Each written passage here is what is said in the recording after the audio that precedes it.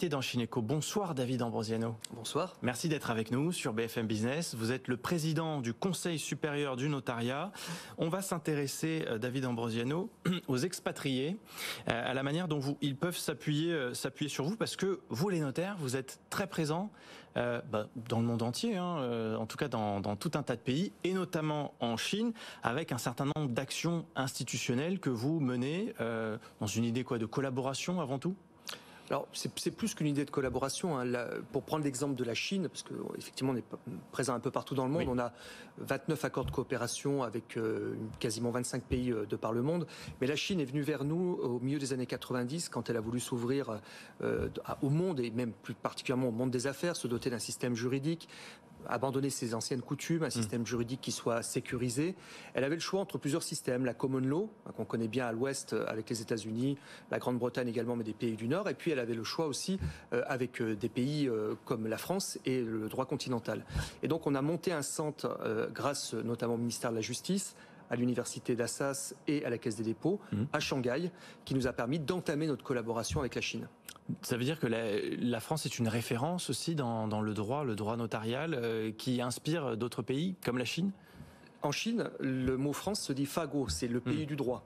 Et donc effectivement, le notariat français est, on va dire, l'une des têtes de pont du rayonnement juridique de la France, notamment à l'étranger et en Chine. Et nous avons participé non seulement à des actions de sensibilisation à notre droit, mais aussi à la construction du code civil chinois qui est entré en application le 1er janvier 2021, qui reprend des pans entiers de notre code civil napoléonien. Tout récent.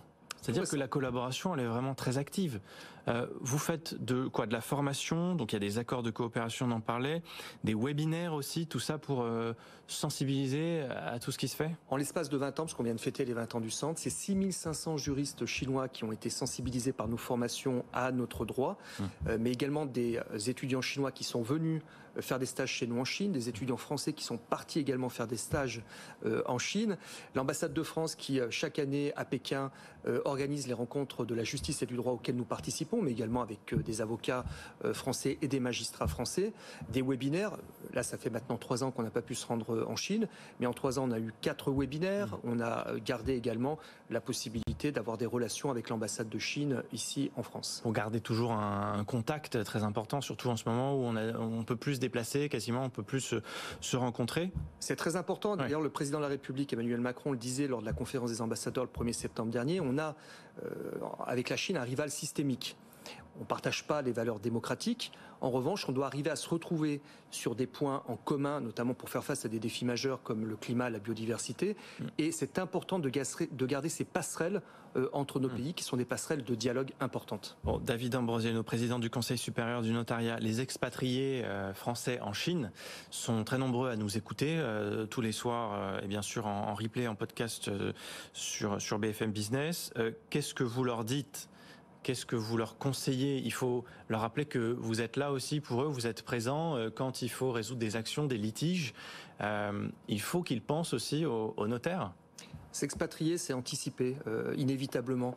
On a créé il y a quelques années une mission des Français de l'étranger qui nous permet d'aller notamment en Chine, quand c'était encore possible, pour donner des conseils auprès des ambassades à nos expatriés qui venaient nous rejoindre généralement. Et nous avons créé des fiches pratiques également sur l'expatriation, que ce soit vers la Chine, mais également vers d'autres pays, qu'on retrouve sur notre site notaire.fr, parce que quand on part à l'étranger, on transporte sa vie quotidienne dans un autre pays, dans un autre État, avec des cultures différentes, des systèmes juridiques différents, et il y a une multitude de choses à laquelle il faut penser. Et on ne peut pas tout connaître. On peut pas tout connaître, mais il faut donc des fois on a des surprises, on découvre des choses. Je pars à l'étranger, je pars en Chine par exemple. Est-ce que le régime matrimonial que j'ai sera toujours le même quand je serai en Chine ? Si je veux divorcer demain, comment est-ce que je fais pour divorcer ? Quelle est la loi qui sera applicable ? Est-ce que je peux choisir la loi applicable à mon divorce également ? Si demain je meurs, quelle est la succession qui va se régler ? Quels seront les héritiers ? Est-ce que sont les héritiers selon un droit chinois, selon un droit français ? Et tout ça, c'est des problématiques de droit international privé qu'il faut anticiper. Et je pense qu'effectivement, la plupart des expats ne pensent pas forcément directement à ces questions, à ces problèmes, quand ils font le choix de partir vivre en Chine.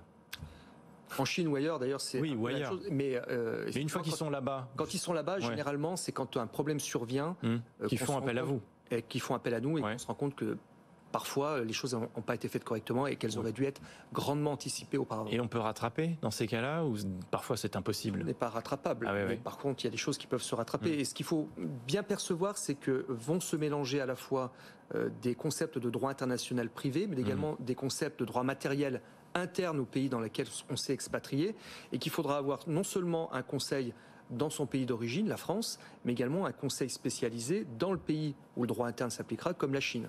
Bon, voilà, le message ce soir, appuyez-vous sur les notaires qui sont là aussi pour vous quand vous avez fait le choix d'aller vivre à l'étranger et en Chine en l'occurrence, souvent pour des raisons professionnelles d'ailleurs. Merci beaucoup David Ambrosiano d'avoir été avec nous ce soir, président du Conseil supérieur du notariat pour répondre à nos questions dans